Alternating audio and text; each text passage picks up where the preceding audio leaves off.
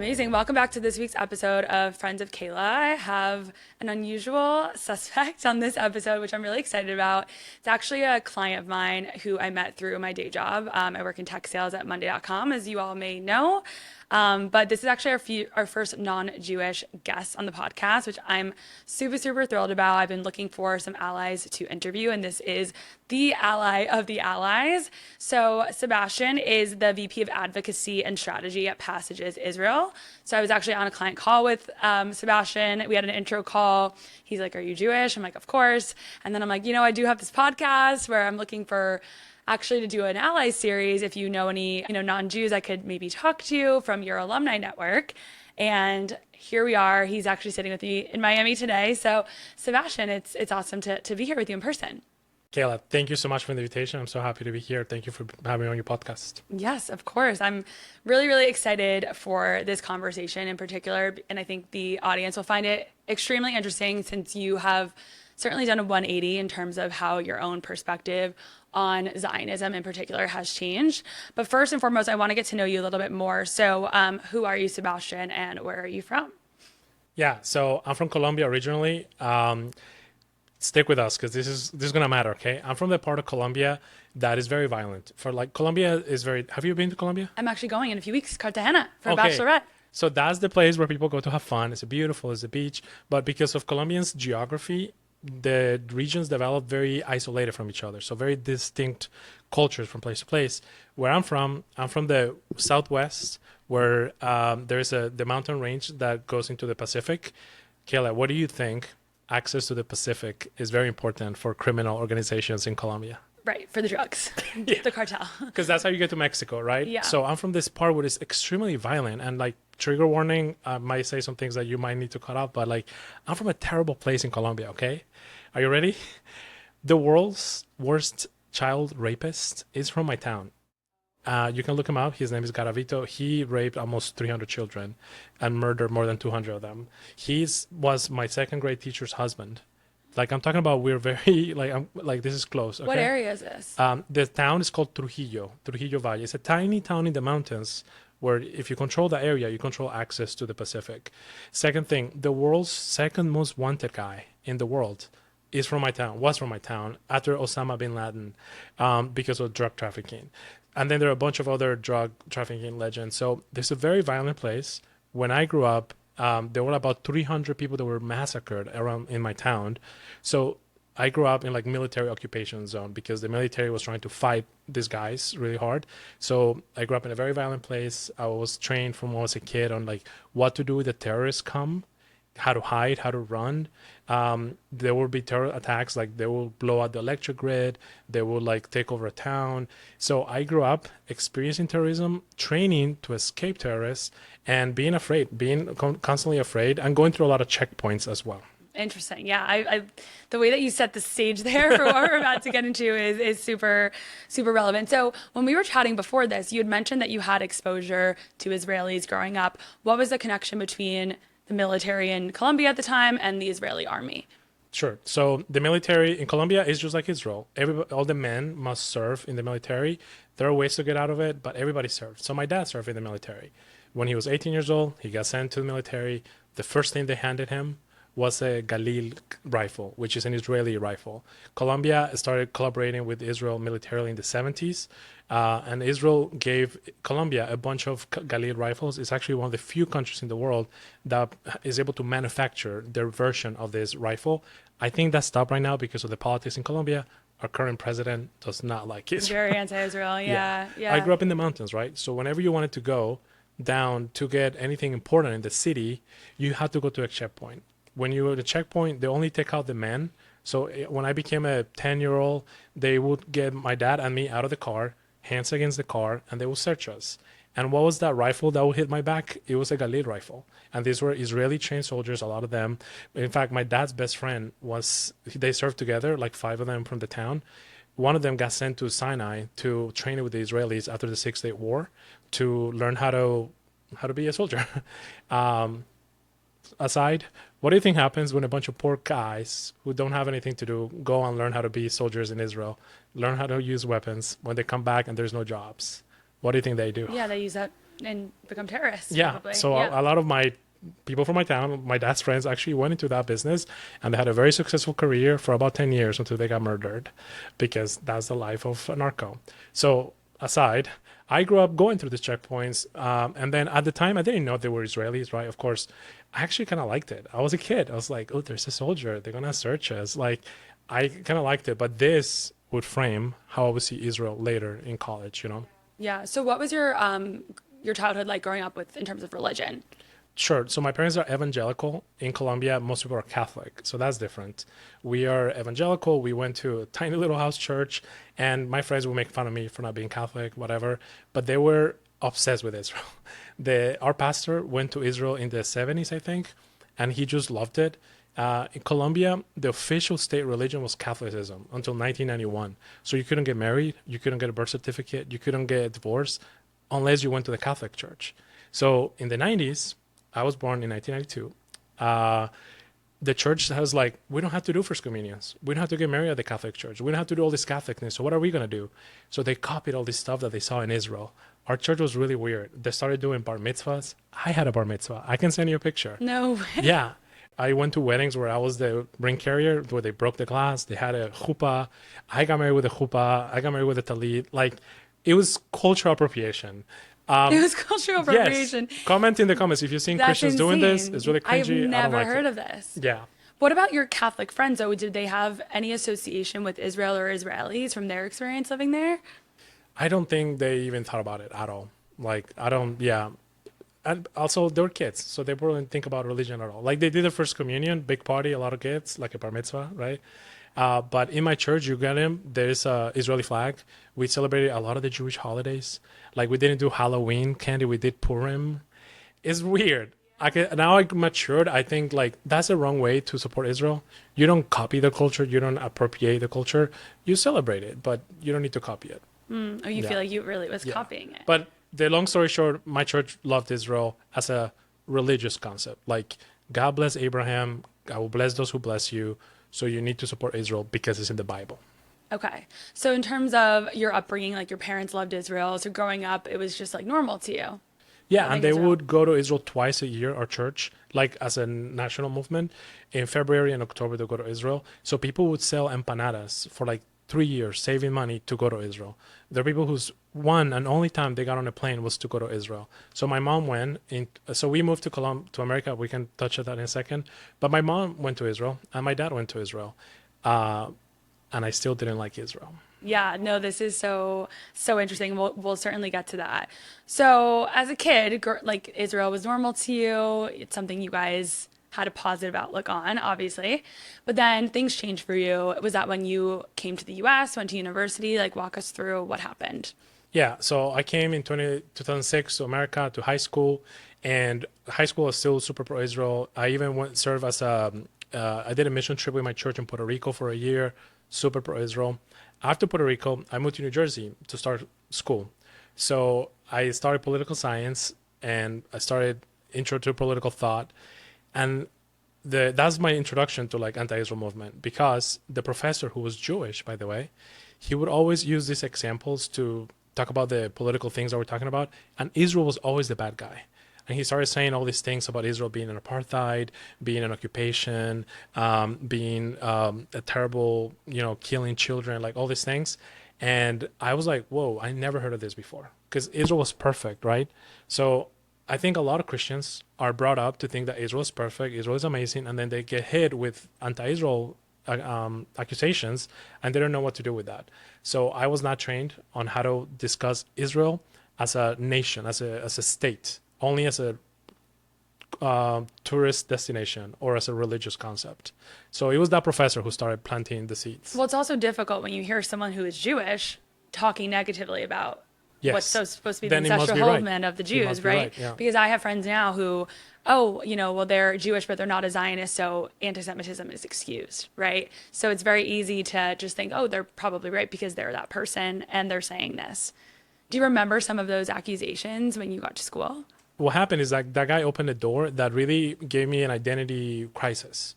It's like, if my parents lied to me about this, what else have they lied to me about?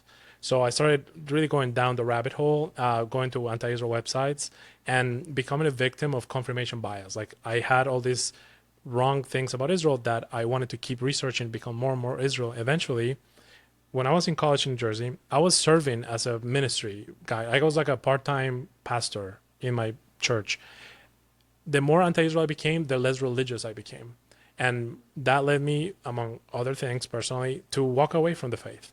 So I decided to stop doing the Christian pastor training thing, go back to Atlanta where my parents were living, and I left the church. And I went to college at Georgia State University, the biggest school in Georgia, and I didn't go to church for 3 years, basically.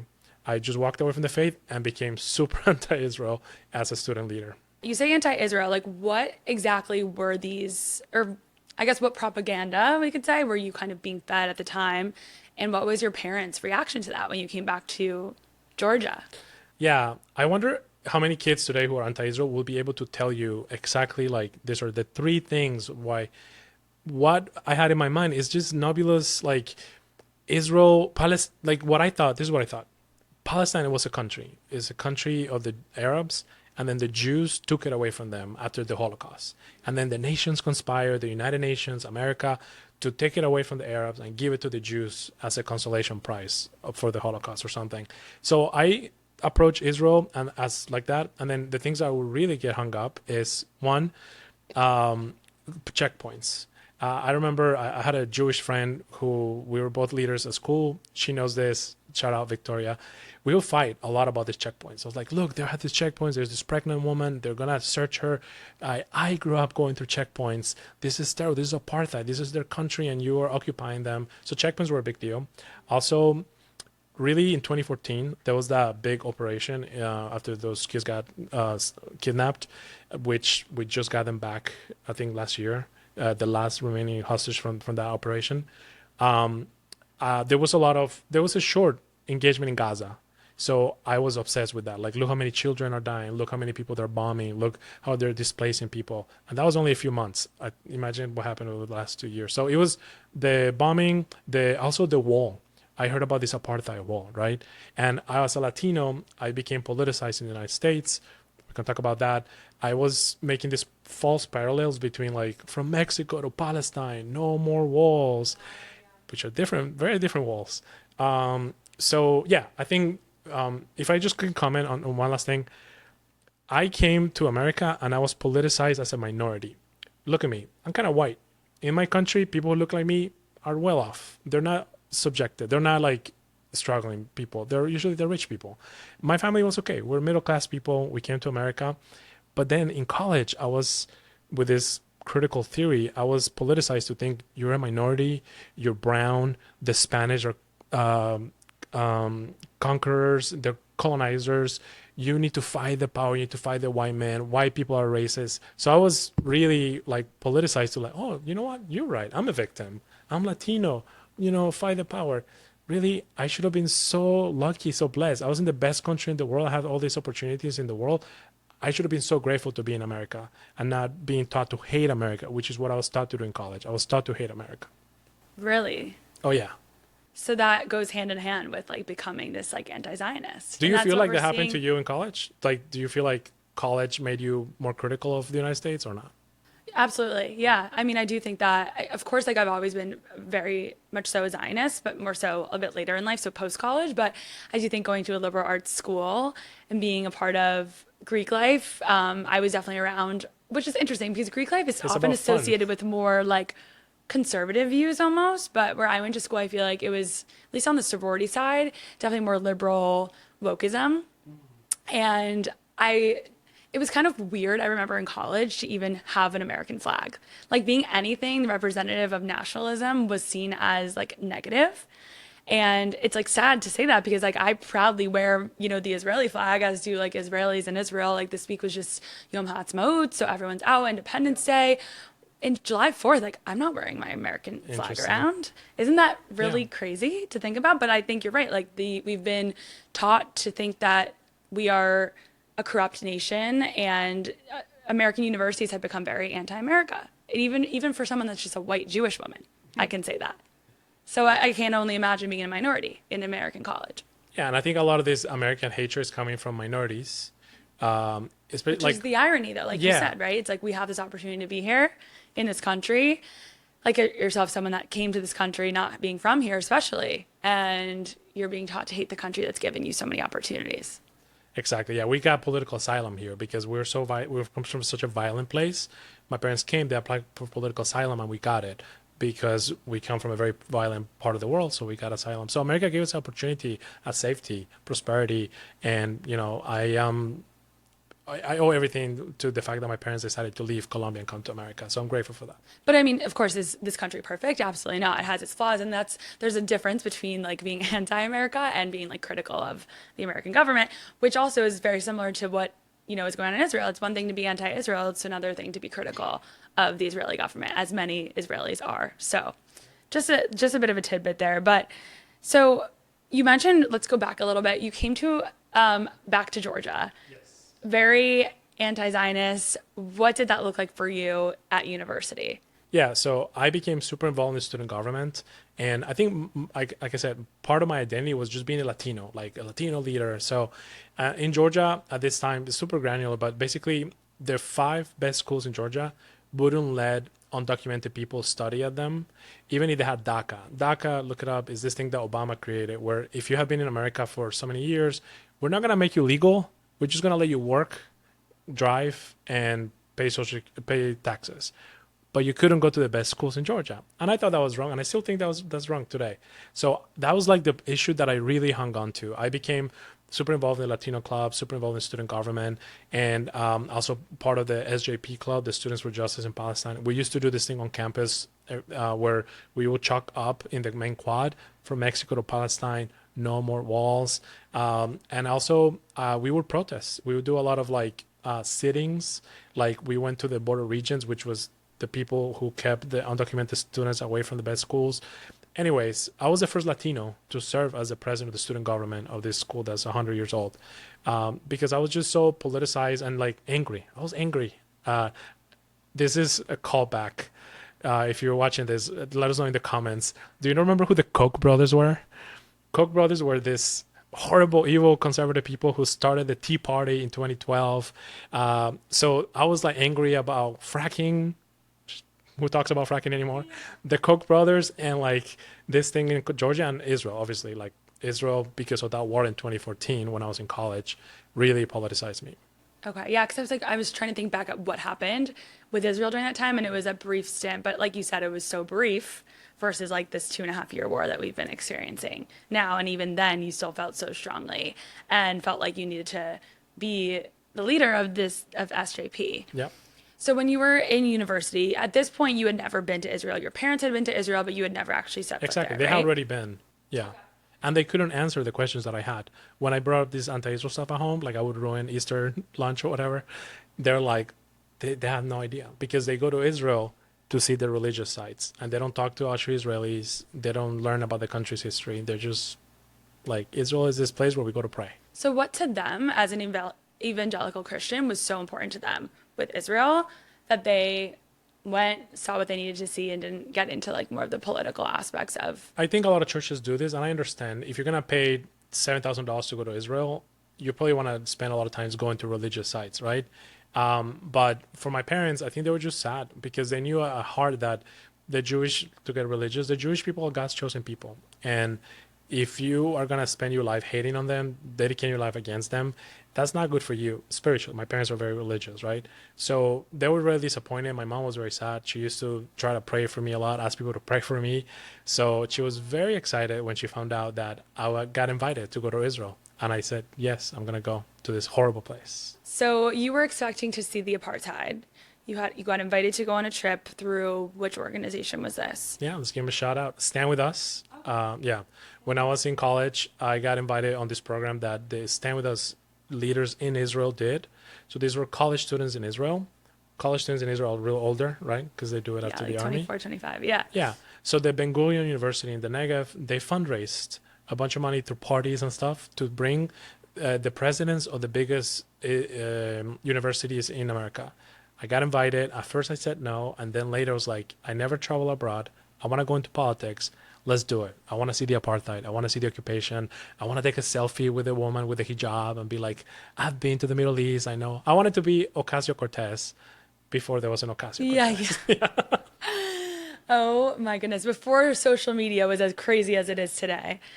So you got this opportunity along with every other president of like SJP across the No, country. president of student governments. Oh, I just got student to go because I government. was a president of student government. That's why Oh, I got I to was go. this was I was like, was this really targeted to No, the no, no, no. the That's student? I was that like, would that have would been be something. insane. Yeah, yeah. Okay, so So just just for big student schools like government. my roommate was from MIT, University of Georgia, University of Mizzou, just big schools that got to go. There were like about 15 of us. Okay, so you were expecting as an anti-Zionist to go to Israel and see the apartheid.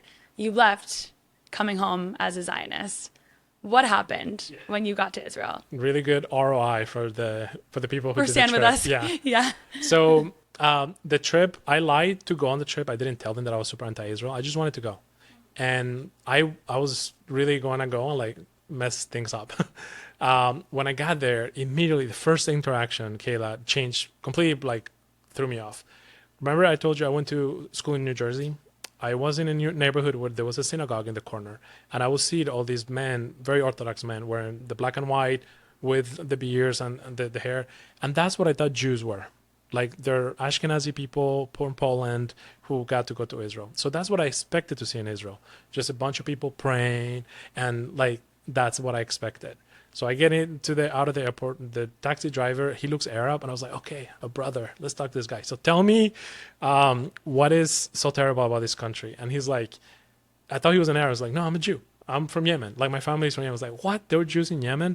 So immediately started opening my eye about Mizrahi Jews. To make a long story short, the first paradigm that I changed is Israel. Jews are not white. Jews are from 100 different countries that came to Israel, and more than half of them are Mizrahi, yeah, right? So that started, I didn't know about this. I'm from I think that's Colombia. the biggest misconception. And that's what I try to talk about on this platform is when people think of a Jew, like you said, you literally said what I've been saying. And what we all say, it's like you think of just like the payas and the big hats and just super Orthodox Jews. I actually spoke about on a recent podcast how I was in a cab going to the airport actually in Miami. And most Miami cab drivers are like Latino. They're from probably Cuba. This man was Cuban. And he happened to be ranting about Donald Trump and how Donald Trump is just for the Jews. And we ended up having this like crazy discussion, half in Spanish, half in English, because my Spanish is not so great. But basically, I asked this man if he knows any Jewish people. And he said, no. He says, I see them on Miami Beach. And what he meant was like, I see them with their long skirts and their hats. And I'm like, yeah, you see Orthodox Jews. And I said to him, like, there's a lot of different types of Jews. And, you know, in my broken Spanglish. But that is the biggest misconception. And that proved it in that moment is like, people just don't know. They don't know that we're beyond just a white Jewish person, which is great, but there's a lot more to us. So just had to add that anecdote. Okay, so that was paradigm shift number one for you. Pretty immediate. Yeah, and also then after that, I learned about also just not that they're Jews of color, but also Arabs are 20% of the country. At times, the national beauty queen has been an Arab. The head of the Supreme Court has been Arab. The the captain of the soccer team from Israel has been Arab. So just to see that, oh, there's actually what I thought about apartheid within Israel proper, there is none of that at all. Like Arabs have full rights under the law, and in fact, they thrive. They're probably the freest, most prosperous Arabs in the Middle East in Israel, because they get to vote. Like Arabs in Saudi Arabia don't get to really pick their country, their government, or in UAE, right? So it's probably the best place to be an Arab, Israel.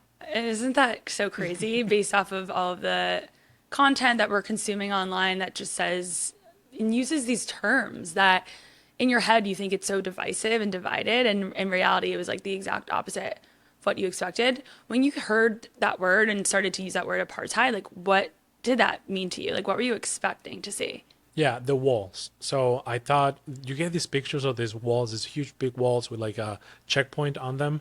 And again, I was obsessed with checkpoints, having gone to checkpoints, and I just expected to see a country that was like from here to there, eras from here to the white Jewish people.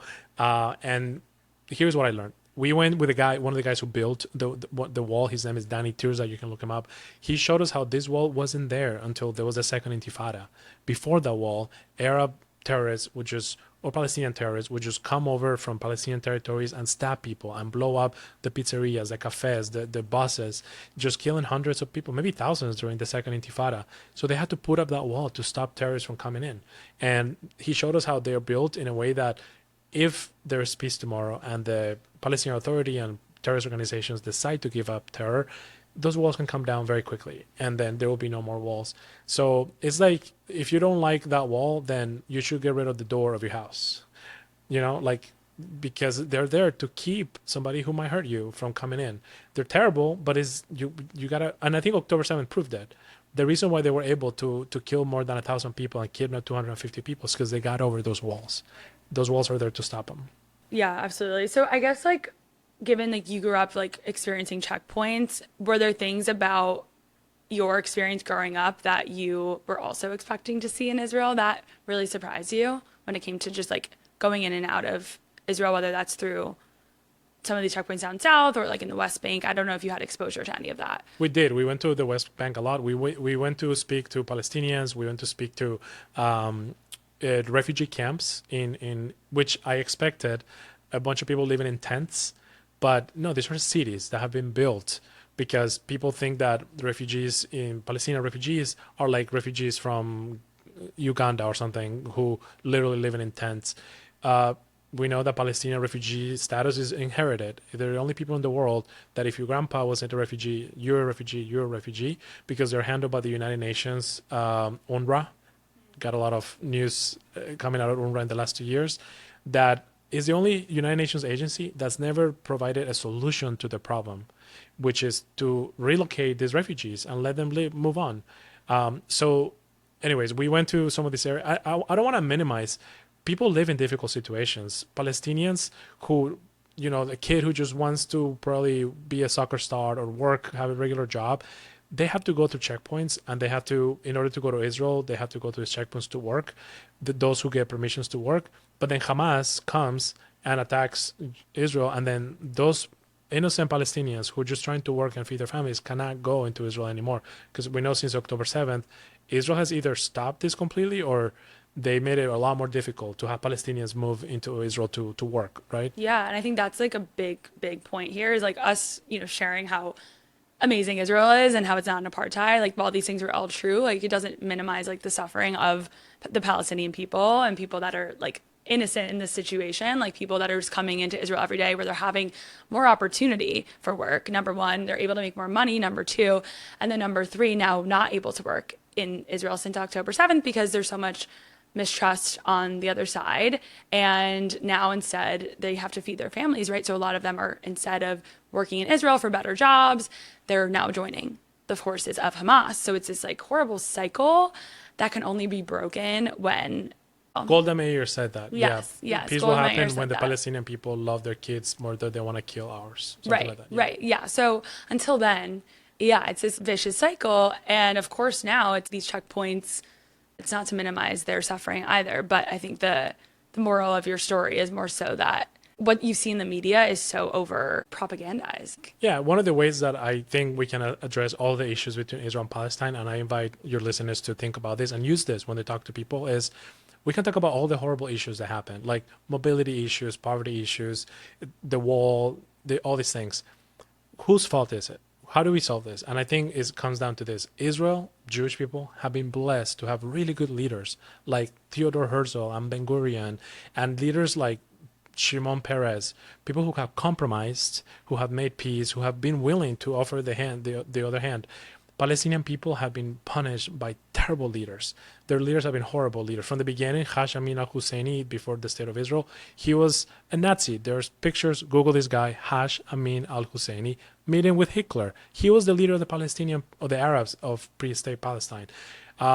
Yasser Arafat, right, a terrorist. Even Mahmoud Abbas right now, who's been on power for more than 20 years, horribly corrupt guy who stokes anti-Semitism. He got a PhD on Holocaust denial in the Soviet Union. This is the leader of the Palestinian people. This is the guy whom Israel has to make peace with. So they just had terrible leaders. They need better leaders who are willing to have what is called let's have a cutout date. Like, let's not talk about the past forever. let's just make peace. Yeah, move forward Exactly. somehow. Yeah. Right, right. And stop using the past as a driving force against everyone. Yeah.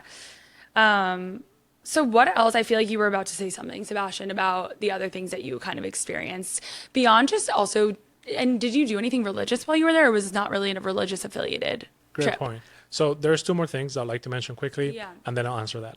The other thing that really changed my mind was going to Sderot. Have you been to Sderot? It's a No, city I in the south. haven't. No. So a lot of people on Birthright, I think, goes to Sderot. It's the biggest city right closest to the Gaza border. And there is this museum of rockets that they'll show you there. All these rockets that have been thrown at Israel over the years. That changed my mind. Because in 2014, I saw Israel as the terrorizers, terrorizing the poor people of Gaza. But then I got to see and hear stories of people like an old lady, like a rocket fell in my garden, and this is how big it is. Right now, we've seen this picture of these missiles, right? Interballistic missiles that Iran is sending to Israel. They're the sizes of buses, right? So holding those things in my hands and being like, and then hearing the stories, contextualizing how these rockets are used to terrorize people, it changed my life. It changed my mind about Israeli children. 95% of them have PTSD, especially in the south, from rockets. Right now, I think 100% of kids, because they've been going to shelters for the last month, several Multiple times a times a day. day. Yeah. Yeah. So, and I can tell you how we have passages are fighting that. So put a pin on that. Next, the soldiers. So again, I grew up in a country where soldiers would do a lot of bad things from time to time. By the way, Google false positives from Colombia. That will tell you everything you need to know. I learned about the rules of engagement. The Israeli soldiers actually have a very high moral code, and then we met these soldiers, these evil people, the Zionist soldiers, and they told me how. Just to tell you one story, this is a 22-year-old kid. I was older than him at that point, who had to fight in the war in Gaza at that point, and there's a terrorist fighting rockets from a mosque. So what do? You can just blow it up, right? But if you blow up a mosque, CNN is not going to like that. So he had to make a decision between sending a group of commandos to neutralize that terrorist or sending a drone. He chose to send a group of commandos, but his brother was in that group of commandos. So he had to choose between sending his own brother to risk his life in order to do the right thing, right? And he had to do this in 5 seconds with like 100-degree weather, with like 200 pounds in his back in 5 seconds at 2 a.m., right? Like that's what we don't understand. So the rules of engagement that the Israeli army has, we went through many, many examples where I was convinced like, yeah, these people try to do their best to minimize civilian casualties, because the point is, who do you target? Civilians die, but were you targeting civilians? That's what the question that we should be asking. Yeah, that's what a lot of people say is, that we're not a moral army, but then the Israelis are like, we are the most moral army in the world. Like, do you guys not understand like the rule book you get when you join the IDF, and the levels that people in the army go to, and the steps they have to take to not kill a civilian or not kill someone that's innocently involved in a situation. So, yeah, I think a lot of it too is the media obviously is just so caught up in, I don't know if it's like the obsession of Jew hatred. I'm actually curious what you think, just being someone that's not Jewish. Like, what do you think it really is? Like, is it because we're Jews, or like, why do people hate Israel? Very simple. The 3 Ds of anti-Semitism are delegitimization of the Jewish people, dehumanizing of the Jewish people, and double standards. This type of media coverage is anti-Semitic because they're creating a double standard for Israel that they don't apply to any other country. And the proof is that when Israel has been fighting in Iran, people don't really care what's going on there. Or when Israel was fighting in Lebanon, they don't really care. Like, have you seen people marching for Lebanon?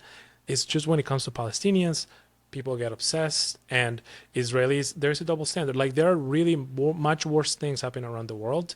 And like in Sudan or like in Nigeria, there are these Muslim terrorists killing hundreds of thousands of Christians, and nobody cares because it's not Israel. So there are really bad things happening around the world. People are obsessed about Israel. That's anti-Semitic. It's a double standard. And of course, like the US is also very much so involved. But I think about it because I was like, is it really just that they hate Jews, or is it because the US has such strong ties with Israel that could be it? But at the end of the day, it's not just Americans that are anti-Israel. It's also the rest of the world. Like, we've seen anti-Semitism rise in drastic rates. Like, look what happened in Bondi Beach, just over Hanukkah. Look what's happening in London and Paris and Spain. Like, I was in Spain in the fall. I had studied abroad there 10 years ago, and I was shocked to see the not only feel the anti-Semitism, but Palestinian flags everywhere, anti-Israel protests everywhere, stores carrying Palestinian books, things, slurs around like swastikas drawn, anti-Israel slogans all over the place. Like it's not just the United States, it's also the rest of the world. So when I felt that in my head, I was like, it's easy to like gaslight yourself sometimes and think like, am I in the wrong? Like, is it me? And then I think about it a little bit deeper. I'm like, no, no, no. Like I need to be confident in like what I know to be true. And yeah, that's something I struggle with a lot is You like know, that feeling that's of being gaslit. so funny because little pop psychology here. What might be happening in Spain is like they have been told for like the last 50 years that their country is a terrible country because they colonize half of the world. They committed a terrible genocide against all Native American groups in America, in the Americas. They would cut noses of Indians. They would cut off their ears. They would force convert them. They would kill them. They would burn them alive. Spain burned Jews alive in 1492 during the Inquisition. So Spain has done terrible things in their history. But now there's something else that I can point at. It's like, oh, but they're the bad ones. They're the terrible ones. We're okay. And I think it's part of that. It's like this white guilt of like, oh, there's something else that I can point at to make myself feel better. But Spain, check your history and Check your history. I mean, also the economic stability of Europe in general too. I think that's also, gone so downhill that it's easy to blame someone else for their problems. So no, that certainly makes sense. Well, I want to talk more about passages because you didn't really talk about it. But you're bringing Christian youth to Israel through different programs. So tell us a little bit more about your work and just like the purpose of your own yeah. mission. We're so caught up having a good conversation that we forgot to say. So after college, I worked for Stand With Us. Loved my time there for 3 years. Then I worked for the Israeli government. Yeah, that's insane. I just want to take a quick breather because we do really transition. But like you went from growing up an evangelical Christian, like loving Israel, to absolutely changing your mind completely, to going to Israel thinking that you're going to see the apartheid and it's going to validate this narrative that you thought in your head, to now leaving Israel a Zionist. Yes. And you came back a Zionist. We didn't even get there. Like, what did people think? Yeah, I completely flipped. They thought I went crazy, that I drank the Kool-Aid.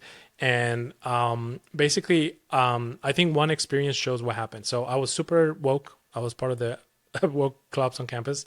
When I came back, I started tweeting a lot about in the fall of 2015, which is when I went to Israel, there was a mini stabbing intifada. There were just people started stabbing a bunch of people in October when in Israel. So I posted, I was the president of the student government at this time, and I posted a tweet saying, Jews are under attack and the world is silent about it. And I posted a picture of me at the hotel. That started an impeachment campaign against me. So my former friends from SJP started a campaign, sent out emails, started getting signatures. They were saying that I was Islamophobic and that I didn't understand the history and that I had gone this propaganda trip, which changed my mind.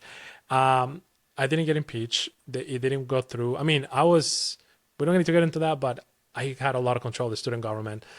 So nothing happened. But I started losing friends. And eventually to this day, it's not just Israel, but today I'm completely disenfranchised with what was my community in college. My fraternity, my Latino fraternity I was part of.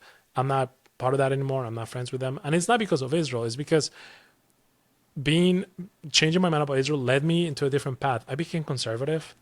Hope that's okay to say here.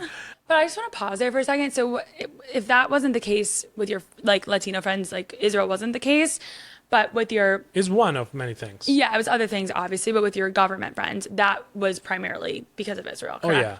It created a lot of tension. But I actually started recruiting a lot of my people in the student government to go back because they kept doing this program 3 more times. And a few of those senators, Latinos, many of them, went back.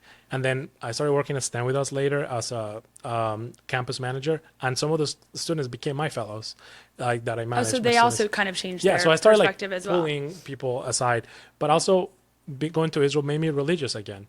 I had left my religion, but going to Israel, you asked me if I did any Christian thing. Yes. One day, at the end, I said one more day, hired a Christian guide to take me around Jerusalem. And that reconnected me with my faith. I realized that I had walked away from the path and that I needed to go back to church. So I went back to church. And that also alienated me from my friends because now I don't want to be partying and drinking and doing frat things anymore. I want to be at church who is now my wife, right? So Israel changed my life, basically. It's like I love talking about this with someone that just gets it, like having been there, but it's very hard to explain the feeling that you feel when you're in Israel, like in the place where all religions can come together, at the hotel you mentioned being at, doing like all of the Catholic sites at the Holy Temple and the church and seeing where Jesus was crucified, like all of these things. If there was a way to describe it to people, what would you say? Yeah, we should talk about this now because do you see that picture of the Israeli soldier this week? Yes, in Yeah. Lebanon. So we're recording this at a time when there was a picture published of an Israeli soldier in Lebanon smashing a crucifix of Jesus, statue of Jesus, and people went crazy, especially Christians, because if you show that to a Christian, a right-wing Christian, you're gonna lose them probably. But what you need to understand is Israel is the only place in the entire Middle East where Christians are free to worship, free to gather. Christianity is growing in Israel, is disappearing in all over the Middle East. This one guy did a really stupid thing, and was jailed for it, and he's going to get punished for it. And the Israeli government apologized for it immediately and replaced the crucifix. They gave them a silver plated one now. So all that to say that for Christians, Israel is the birth site of our religion, of our faith. You know, Jesus was from Bethlehem, grew up in Nazareth. You go all the places that mentioned in our book in the Bible, and it reconnects us to the Old Testament because Christians honor the entirety of the Tanakh of the Torah. All of it, we validate it. We use the exact same Bible that you use. We don't change a word on it. Muslims do. Muslim is a different thing. They say that you're wrong, that you got it all wrong. They change the words. We actually have the exact same words, the same books. So it's life changing, and it connects you to your roots. It grounds you. It's like this is where it all started. This is what started when Abraham decided to listen to God. So yeah. Such a special, special place and special feeling. And I wish, like, just talking about it, people could understand. But I think it goes back to this point that, like, we need more people bringing groups, youth especially, to Israel. So let's connect back to, like, what you're doing in the work at Passages and the Christian youth that you're bringing. Are these students, and how old is, like, a demographic of the demographic of the students that you're bringing on these trips? Right. So Passages has been around for for 10 years now. What we do, we wanted to be a Christian birthright. We wanted to take Christian college kids to Israel on a free or highly subsidized trip to Israel. Starting in 2016, trip to Israel, $500, everything included. So Oh, this started in 2016. It's yeah. pretty new. Okay. So I didn't get to go on Passages because I just graduated that year, by the way. So I wish there was a Passages when I was in college. It would have probably changed my mind a lot earlier. So going back, since 2016, we're taking more than 12,000 college students to Israel. And what we do is, like, we let them go to Israel. We let them experience the roots of their faith. But about a third of the program is getting to know real Israelis. Is doing what a lot of Christians don't do when they go to Israel. We go to the Gaza border. We go to some of these communities that were attacked, like Nati Hazara is right next on the border. The majority of our students have been there, and they've seen the Hamas outposts right in front of their face. So we also go and we get, when we can, see to Palestinian territories, talk to Palestinian Christians, to Palestinian Muslims. We go to the north, we go to the border with Syria. So anyways, it's a program where Christians get to experience as much as Israel as you can experience in 10 days. And when they come back, there's a leadership program, and I manage that leadership program. Awesome. That's incredible. So how old are these kids typically? Yeah, so they're college students from 18 to 22, but we also take high school students now. Oh, We okay. decided, you know what, college is too late. Let's start them younger. So Yeah. we did our first high school trip right before October 7th. We're about to do our first one this summer, hopefully, if this war stops. I know. Hopefully you guys can go this summer. So what are, like, some of the stories you've heard from some of your attendees on these trips? I mean, it's life-changing for all of them. They get obsessed with it. Some of them have moved there. Some of them, some of them have met there, and then they got married and they got kids today. Some of my coworkers met their spouses on these trips. So I think for our program, to show paint you a picture, when we come back, we ask them to sign up for the campus fellowship, which is what I manage, and it's a program that lasts a year, and they have to do 4 events on campus. So it's educating their peers about Israel, about anti-Semitism, very important for us, because every single one of our people go to the Holocaust Museum, the Shoah Museum in Israel, the Yad Vashem. and it changes their lives. We want them to understand that too. And so they do events to educate, to bring a little bit of Israel to their campus. So that's what they do when they get back to Yeah. back home The from ones who their sign up for our experience. That's leadership awesome. program, yeah. We also have another program called our hub cities. We have 6 cities where we have alumni that are now graduates, they are now professionals. So we also create these communities in select cities for them to continue to create community and always be allies to the Jewish people. Go and show up and support the Jewish people, especially after October 7th. No, that's so important. And that's something I wanted to even ask you beyond like the work you're doing with Passages and just seeing how the youth has come together in support of Jewish people and Israel.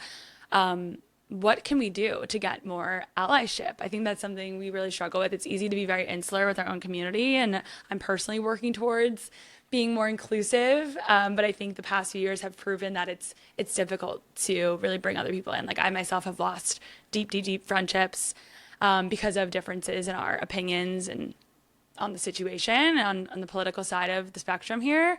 So yeah, what can we do in this like post October 7th era to bring others in and help them understand? Well, first of all, as a goy, be telling a Jewish person what to do. I really think you guys are already doing this. I see this in many organizations. You need to double down on your Judaism, double down on being proud. Like, I wonder, do you wear your Chai necklace everywhere you go? Now I do, Okay. but I used to not. I used to be afraid, but I also used to live in New York and I felt a little different when I I was can, living yeah, I there. can So listen. I don't blame anybody who feels afraid to do it or to wear the kippah or something, because you're making yourself a target. There's a lot of anti-Semitism around, and it's a struggle that you guys are going through. So, for instance, after October 7th, there was a huge rally in DC with like 200,000 people or something. We brought about 1,000 of our people wearing shirts saying, "Christians stand with Israel." And since then, we've used that shirt. We wear it everywhere we go to show up to the Jewish people. Let me tell you one story. About a month ago, this idiot guy, Tucker Carlson, do you know who that oh yeah, is? never heard of him. Yeah. Yeah, he said something like Chabad, like the Iran war is because Chabad wants to build a third temple. I know he's not stupid. That's the problem. He's very smart, and what he's doing is very hateful because he knows what he's doing. Well, he knows he So can make money. So yeah, so he made Chabad a target, and we decided we got to do something about this. So what we did, we mobilized our alumni to go show up to the local Chabad, bring them a note, a handwritten note, and tell them that Passover was coming up, and we were worried. Like, what if people target Chabad because of what this guy has been saying? So we told them, tell the local Chabad that we're gonna pay for the security of your Passover services. We're gonna cover it. So we mobilized our alumni, and alumni showed up. Let me tell you one story. In the University of Missouri, our leader there showed up to the rabbi, and the rabbi told him, an hour ago, I had a conversation with a security company, and they told us a quote, and we couldn't afford it. And then you show up here an hour later. The rabbi said, God will provide, we'll find a way. And like, God, make that happen. Like in an hour, somebody show up like, here's a check to pay for your security for Passover. Have a safe Passover. Something as simple as that. I've done that a lot. Where after something terrible happens, I show up to my local Chabads and I give them a white rose, because the white rose was a movement that Christians created in World War II, fighting the Nazis, and some of these Christians were killed fighting the Nazis because of as Christians, they wanted to do something about it, and it means so much. It means so much to them to tell them that they're not alone. So to answer your question, welcome us when we reach out. Most people are welcoming when we reach out, like, yeah, come over, let's have Shabbat dinner, let's talk. Sometimes I reach out to some communities where, like, hey, we would like to bring some Christians to your Israel Independence Day celebration. Would you like to have us? Like, actually, they found a way to be like, this is only for Jews. It's okay. Like, we get it. Thank you so much. Some communities are more insular, but I think be open to us and teach us about yourselves, because like I said, I don't know if you know this, Kayla, our Bible says that the Jewish people are the roots and we're the branches. And literally our Bible says is the roots that sustain the branches and not the branches the roots. So if you say this to a Christian who's read the Bible, they'll know this, that I'm the roots of your faith. If you learn about me, you're going to strengthen your faith. yeah, it's such a good point because we need to bring us together. There's like such a connection between Jews and Christians. Like we are one and the same. We stem from the same place after all. And it's so easy to be divisive at a time when the world is as chaotic as it is today. And I learned so much just from our conversation today, Sebastian. So this has been amazing. And I think my last question for you is for students who maybe are unsure about a program or just unsure about going to Israel right now during these crazy times, like what would be a way of encouraging people to actually get there? Yeah, I think right now we're having a problem, Kayla, of Christians going to the dark side. We've seen this rising tide of anti-Semitism on the right, on the Christian side, because of people like Tucker, because of people like Candace Owens, boo, or even recently, like some people have left the Trump administration because of Israel, and they say that their faith as Catholics, specifically talking about Catholics, like we can't do this anymore. So we are having a problem. It seems like we're hearing this medieval anti-Semitism coming up again. So I think we need to encourage Christian leaders to reach out their Christian young people, teach them about the roots of their faith. And there are many programs, Passage is just one of them, that lets people go to Israel. I can shout them out. Christians United for Israel is another program that is awesome. We have our own. There are other organizations like Maccabee Task Force, Caravan for Democracy. There are other trips that Christians can go on. So go and experience it for yourself, like I did. I went to Israel because I wanted to see the apartheid, but Israel changed my mind. So if you hate this place so much, go check it out. You can't hate it if you're in there. Yeah.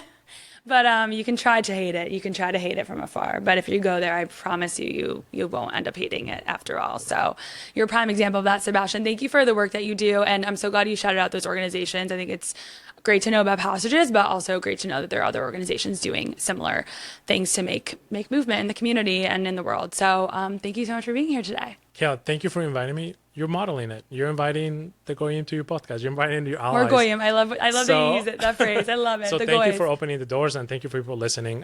Just know that you're not alone. That it may seem like it at times, but there are a lot of Christian people who love you, who care about you, who want to help out. So yeah, you're not alone. We love you guys. Thank you. That's special. Thank you, Sebastian.